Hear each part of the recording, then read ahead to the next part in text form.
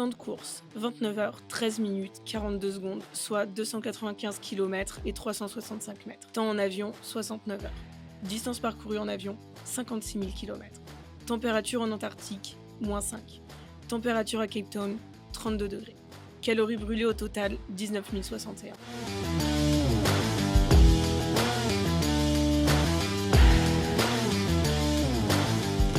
Nous avons atterri au camp de base de Novo, où nous avons été accueillis par des scientifiques sur place. Le camp était tout équipé, notamment avec une warm tent, qui était le réfectoire où nous pouvions manger, boire et nous réchauffer. La nourriture était excellente, car ils avaient un cuisinier. Le paysage était blanc, immaculé, sans animaux, car nous étions dans les terres, évidemment sans végétation. Le parcours était une boucle de 4,2 km à répéter 10 fois. La température était entre -5 et -7, ce qui m'a permis de courir avec un simple t-shirt technique et un coupe-vent. C'était magique d'être en Antarctique. Il y avait une certaine émotion, car c'était le premier marathon. Nous étions seuls et coupés du monde, mais entourés par le staff et les scientifiques qui nous encourageaient à chaque tour. Après le marathon, nous pouvions boire, manger, mais aussi nous reposer dans des dortoirs qui m'ont fait penser aux auberges de jeunesse. On s'amusait à dire que c'était l'auberge de jeunesse le plus au sud du monde. Dès que le dernier concurrent a franchi la ligne d'arrivée, nous repartions dans l'avion cargo pour 5 heures de voyage, direction Cape Town. Nous avons couru environ 2 heures après notre arrivée sur place, dès le matin. La différence de température était impressionnante et s'est aggravée au fil de la matinée, atteignant 32 degrés. D'ailleurs, on s'est fait avoir car on s'est tous pris des coups de soleil. Nous avons couru au bord de la mer sur une piste piétonne, donc avec plein d'autres personnes. L'ambiance était encore décontractée, comme si nous n'avions pas couru quelques heures auparavant. Les jambes étaient un peu lourdes, mais ce qui m'a plombé, c'était la chaleur écrasante. Nous avons pris des navettes exclusivement pour nous, direction une deuxième fois à l'aéroport de Cape Town, cette fois pour partir à Perth, en Australie. Nous sommes arrivés le soir et avons couru vers 2 heures du matin. Il faisait nuit noire. La température était d'environ 25 degrés avec un fort taux d'humidité.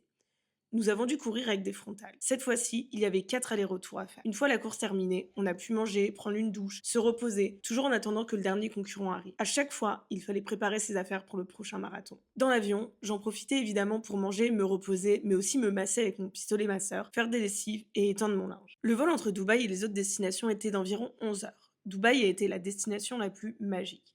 Nous avons atterri à l'aéroport spécial jet privé. À l'arrivée, nous avons croisé un Cybertruck et de nombreux jets privés.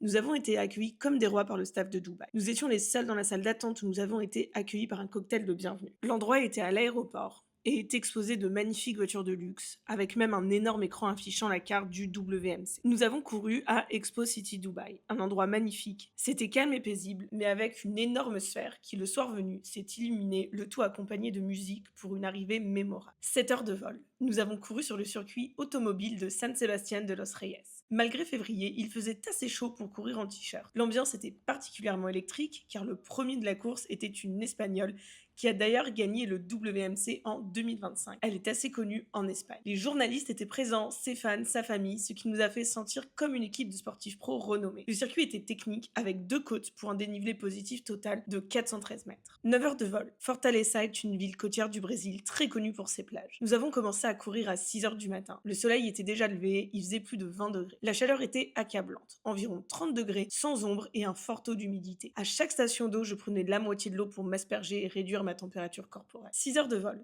Nous sommes arrivés vers 23 heures et avons couru vers 1 heure du matin.